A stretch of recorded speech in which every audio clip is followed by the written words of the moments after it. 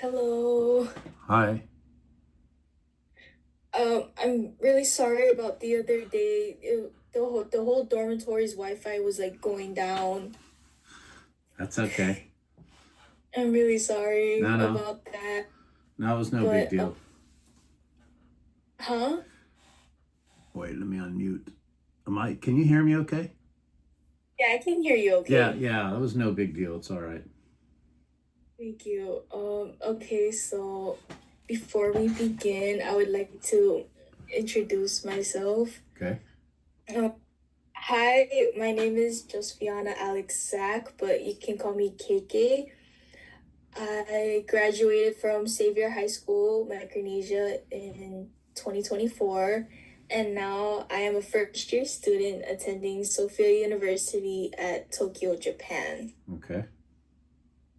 So, before we begin, is it okay if I use parts of this conversation in my research paper? Absolutely. Anything you want. You're welcome to remain anonymous if you prefer, or I can use your name, Feel free whatever to you're use most my name. You comfortable. can use my name. It's okay. Okay. Thank you. Also, with your permission, I'd like to record this Yeah. Zoom call. Is that okay with you? Yeah. Okay, okay. Thank you so much. Recording in progress. Okay, so please introduce yourself. Okay. My name is Jack Needenthal. I have been in the Marshall Islands for 44 years. I'm married to a Bikinian woman. We have 5 kids and 7 grandkids. And very quickly, what I've done with my life here is I started out as a Peace Corps volunteer in 1981. I lived for 3 years on the outer island of Namu, and then I came back. I was about to leave, and some Bikinians heard me speaking Marshallese in a restaurant, and they asked me if I could go to their island and help them on Kili. And I thought, well, maybe one more year on an outer island. That's a long time. I'd already been 3 years on an outer island, so I said, okay, one more year on Kili, and that turned into 3 years more. And then the person who was acting as like a liaison between the Bikinians and the outside world suddenly passed away in 1987. And the mayor at the time, Tamaki Judah, asked me to take over. I didn't have a lot of instructions, didn't even know where the keys to the filing cabinet were, and no discs for the computers. Back then, the computers had discs, so I had to kind of start everything over from scratch. And that position was called the Bikini Trust Liaison, and I did that for 30 years, which is a long time. We got them 2 very big trust funds that totaled about $130 million for what happened on Bikini with the nuclear testing. And then in 2016, I had some disagreements with a newly elected mayor, and so I decided I would move on and do something else. After a short time, I became the Secretary General of the Marshall Islands Red Cross Society, the very first one. We didn't even have a chapter here, so we started that. And then after 2 years, I applied to be the Secretary of Health of the Marshall Islands. And I had been known throughout the Marshalls for some time for being able to fix organizations. I've helped fix their social security system. I helped fix their college when it was on show cause. And so they thought that I might be a good fit for the Ministry of Health. Little did I know in 2019 that we were about to get hit first with a dengue outbreak in August of that year in 2019, and that moved right into COVID. So for 38 straight months as Secretary of Health here, I was in a state of health emergency. But I'm proud to say that we had one of the best responses in the entire world here in the Marshall Islands. We only had 3 people die in the hospital. We had 14 DOAs, but still, we were the next to the last country in the world to get COVID. I'm very proud of that. And it took a lot of work, and I have a lot of gray hairs from that. But anyway, and right now I'm back with the people of Bikini. I'm working every day with them as a consultant. As you may or may not know, like I said, I resigned in 2016 because I didn't like the mayor. Well, that mayor, Anderson G. Boss, wound up squandering $100 million of our trust fund. and it's a very big issue right now. We're suing the U.S. government, and we're suing the previous trustee. He got swept out of office last in 2023, but we're trying to recover some of that money and trying to really rebuild our local government. So I'm back with the Bikinians now, and I'm also the program director for the Pacific Media Institute. Anyway, sorry for the long introduction, but it's 44 years It's okay. 44 years worth of jobs. Okay, so are you ready for a few interview questions? I am ready. I have a little cough, but I have some water here, so forgive me if I'm drinking every once in Oh, a while. okay. Okay. So for our first question, what do you think most people don't understand or know about the nuclear testing and its consequences? Well, I've worked with pretty much every single journalist organization across the globe, really, over the last four decades, talking about the Bikinians. I'm still involved. So one misconception is a lot of people, a lot of journalists come out here and they're looking for people who have deformities, physical deformities from the nuclear testing. What they don't realize is much more dramatic and much more substantial than any kind of physical deformities are what it's done to people's minds. It's created this sort of victim mentality where people feel like they're owed things. And I understand that. It's not unusual, it's human nature. Someone does something bad to you, they owe you. But it's gotten to the point where so many people, and I'm talking about Bikinians themselves, they're just, and this is a generalization. This is from having lived with the Bikinians for the last 44 years, and my wife is a Bikinian, as I said. A lot of people have lost their motivation to improve their lives, and because they feel like everything should be given to them. Why should I have to go buy my toothbrush when the U.S. bombed my islands and displaced me? Why aren't they buying me my toothbrush? And that's just a kind of a weird example, but I'm just saying that's like some people in our community feel like everything should be done for them. And when you're trying to educate, like my own kids as they were growing up, one of my daughters is college educated. One of my sons is in medical school right now. But you're around a lot of people who don't feel like they're motivated to do a lot. And it's really sad. So that victim mentality is something a lot of people don't see. That's very prevalent here. I think it's important for human beings, just like what you're doing. You're in school in Japan, you're trying to better your life, you're trying to grow as a human being. And I think the victim mentality really stunts that. And it's very sad.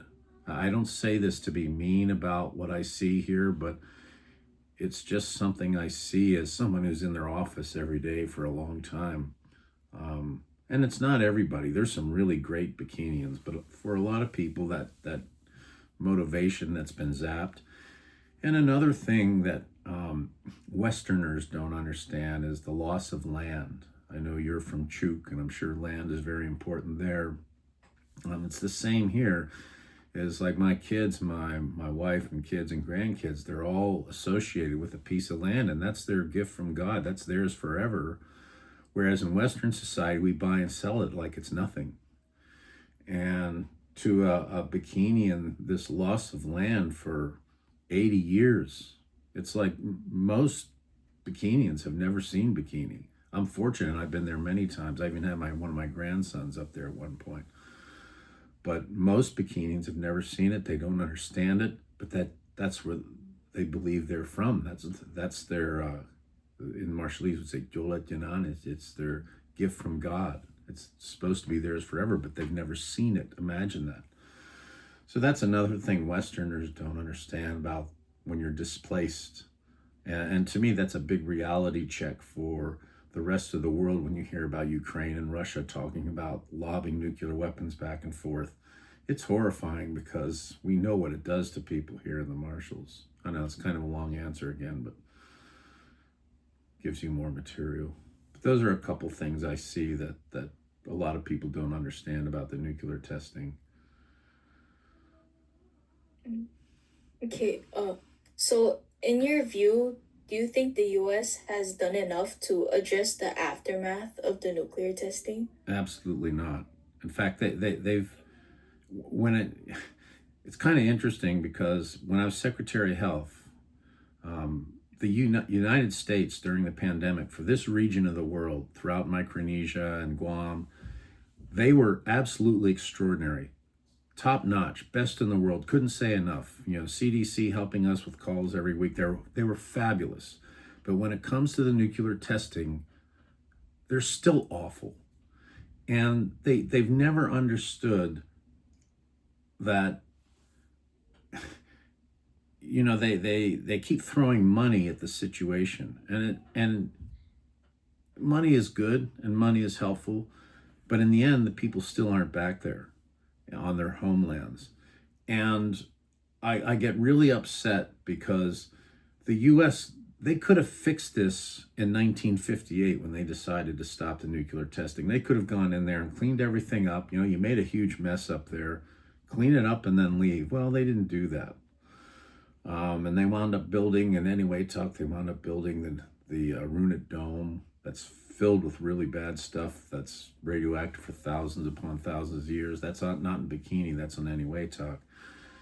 But on Bikini, it's the same sort of thing. They were told in late 1968 by President Lyndon Johnson that they could move back and it was safe. Well, it wasn't.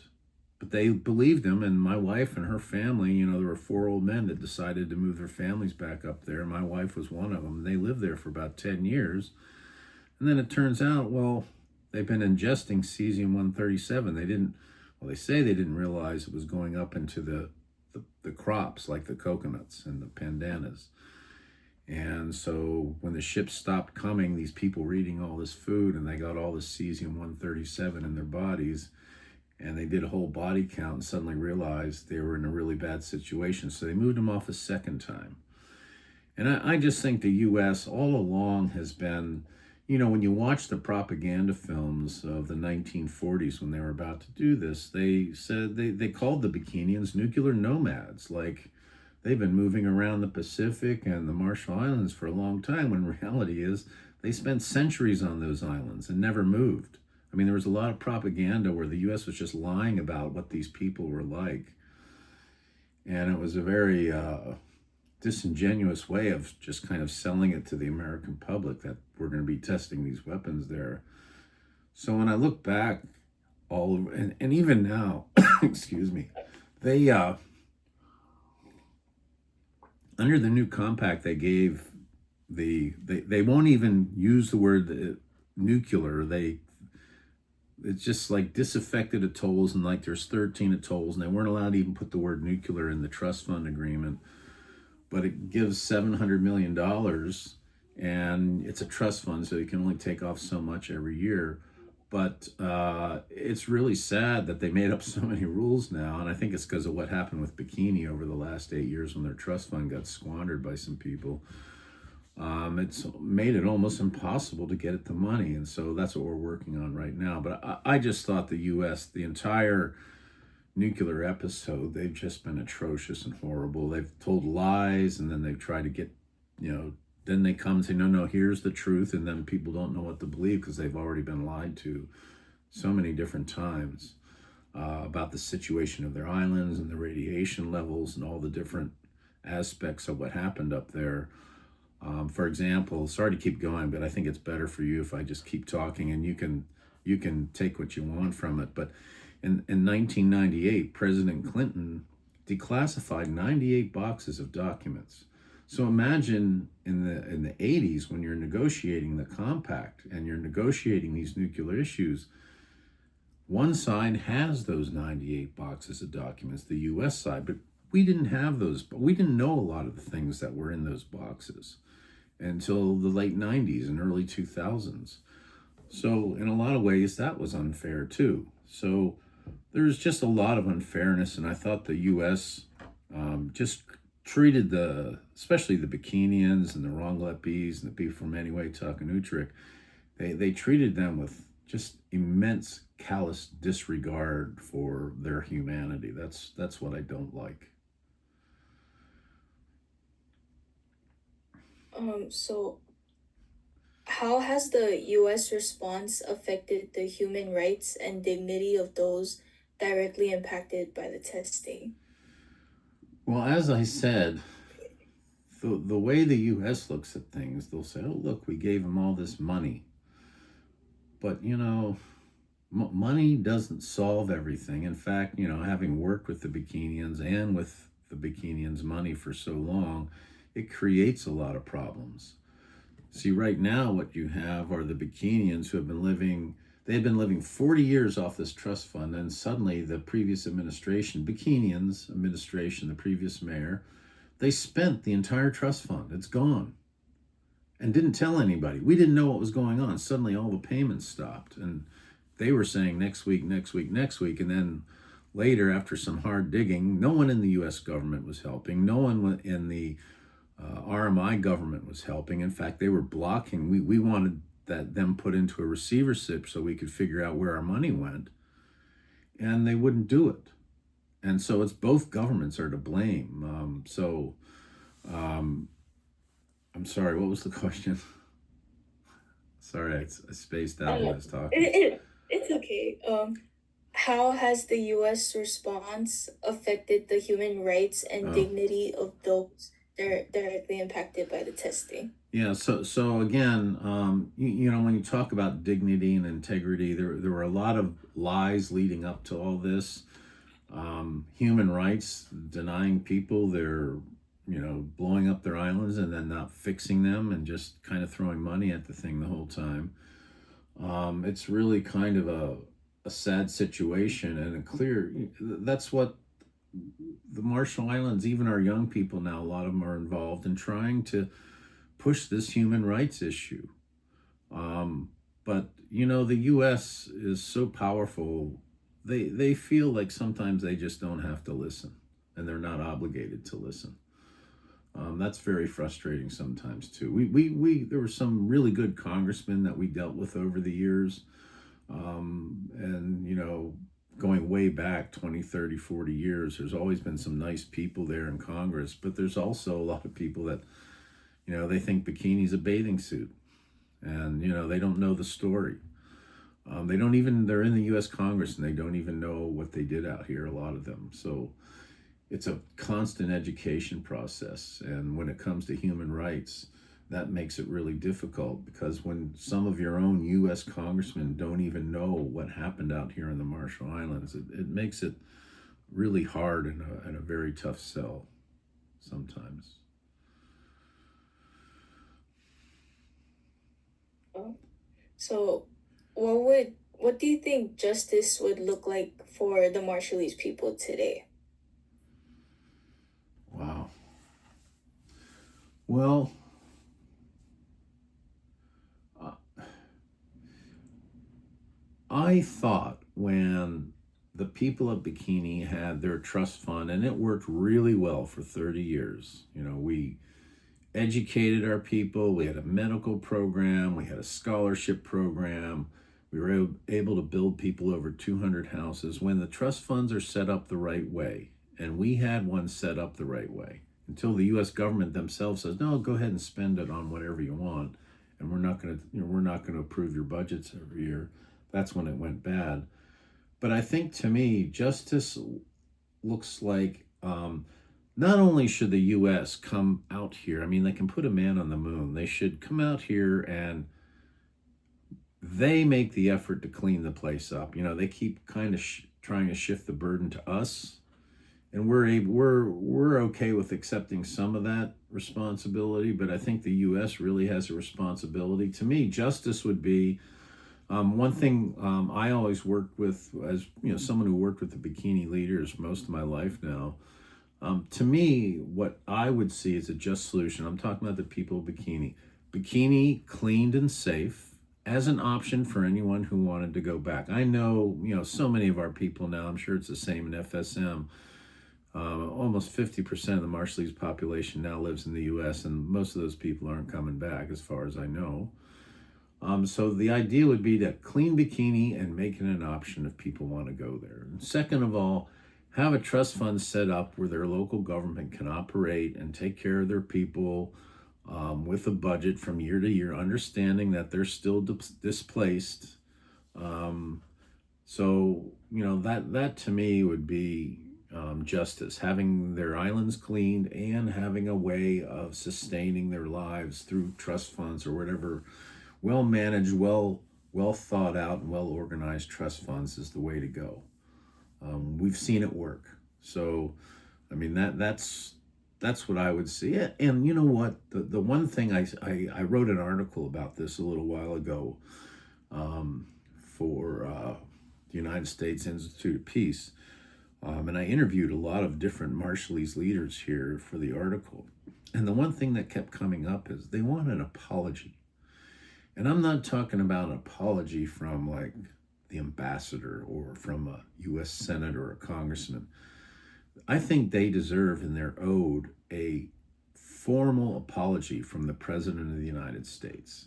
An apology for what happened out here, an apology to the people here, and an acknowledgement of what they did for the not just the United States, but it's the title of my book that I wrote about the Bikinians, for the good of mankind. I mean, there haven't been any world wars in 80 years. There's been no nuclear weapons used in 80 years. Well, why is that?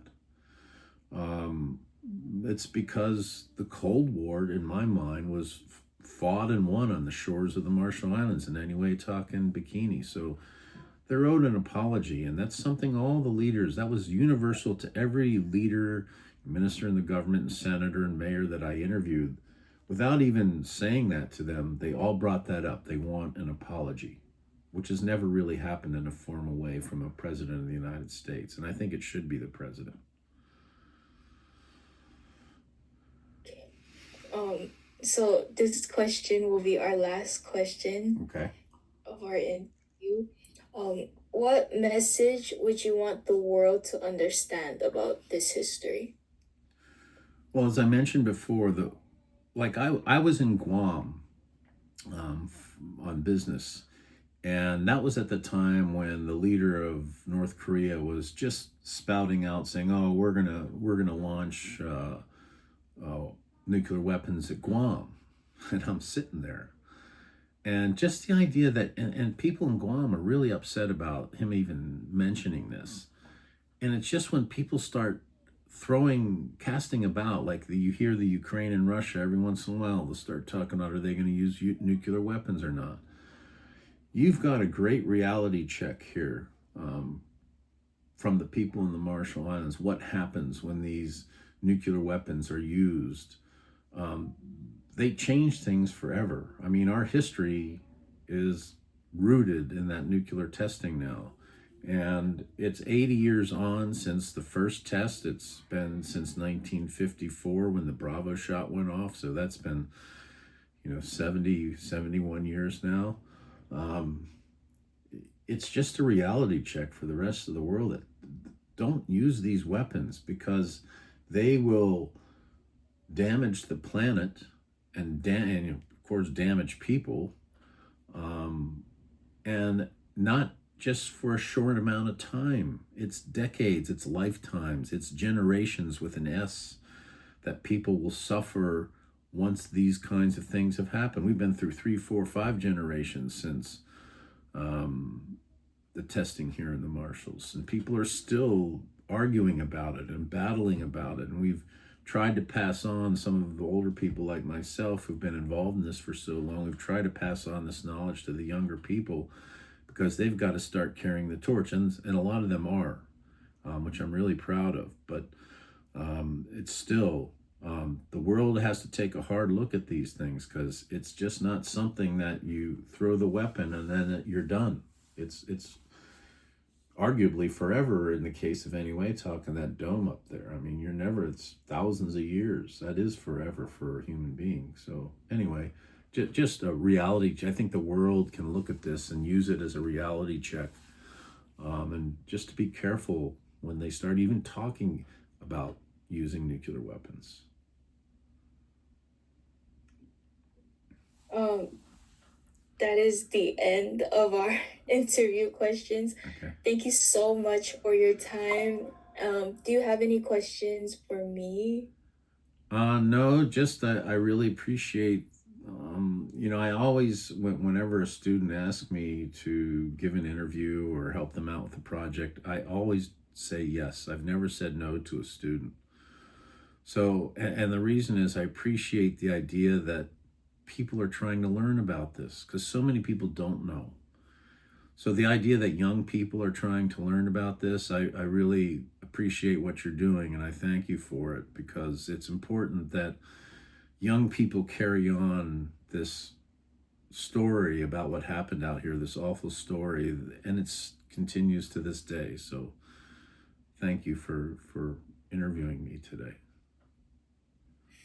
Okay, thank you so much for your time. Okay, I really appreciate you taking time out of your day just to talk to me.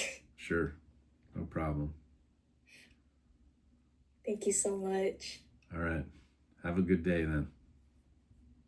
You too. Yeah, bye bye. You'll let me know if you have any more questions. Okay, Yeah. thank you. All right, bye bye. Bye.